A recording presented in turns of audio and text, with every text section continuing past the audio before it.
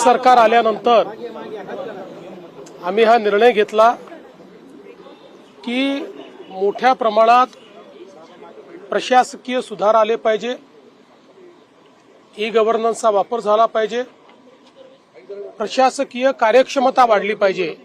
या दृष्टीनं विविध टप्प्यावर जे अधिकारी आहेत त्यांच्या कार्यशाळा आणि संवाद आम्ही करतो आहोत। यापूर्वी जिल्हाधिकाऱ्यांसोबत कार्यशाळा झाली, जिल्हा परिषदेच्या सीईओंसोबत कार्यशाळा संवाद झाला।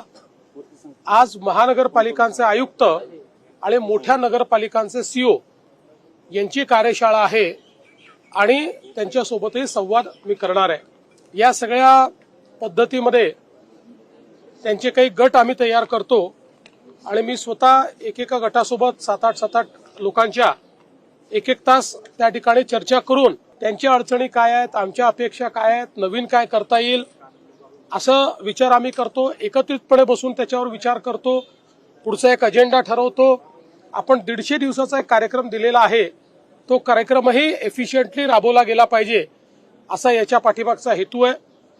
आमचा प्रयत्न असा आहे की सरकार म्हणून एक इन्स्टिट्यूशन तयार झालं पाहिजे।